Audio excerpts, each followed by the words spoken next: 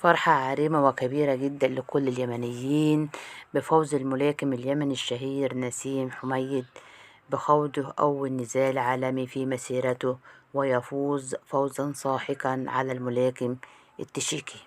تعالوا نشوف التفاصيل كلها في الفيديو ده، بس فضلا وليس أمرا منكم، كرما دوسوا لايك واشتراك وجزاكم الله خيرا كثيرا. نجد الملاكم اليمني الشهير نسيم حميد يخوض أول نزال عالمي في مسيرته الشهيرة بدأت بقوة عالية جدا جدا جدا. هو آدم عنده 22 سنة، آه، بتوقيت اليمن يوم السبت الساعة 8 مساء نزل أول نزال عالمي في مسيرته بعد 4 سنوات من التدريب قضاها تحت إشراف والده ضد التشيكي فوت كهاردي على إحدى الحلبات في بولندا. ويراهن نسيم على قدرات نجله البالغ من العمر 20 عام للمنافسة في الملاكمة الاحترافية، وأكد في تصريحات سابقة إن آدم سيتوج ببطولات في الملاكمة وسيكون خير خلف له في هذه المنافسة.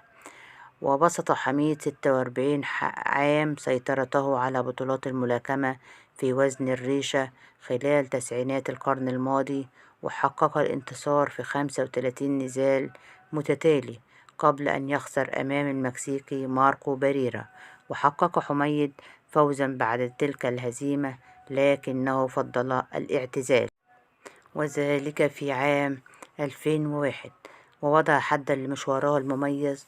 واشتهر حميد بدخوله المسرحي إلى حلبات الملاكمة وبسرعته وقوته أثناء النزال، وعانى من متاعب قضائية بعد اعتزاله، وقضى عدة أسابيع في السجن خلال عام 2006 لقيادة سيارة بتهور مما أدى أو تسبب في اصطدامه بسيارة أخرى وأصاب سائقها بجروح بالغة، مما أدخله السجن.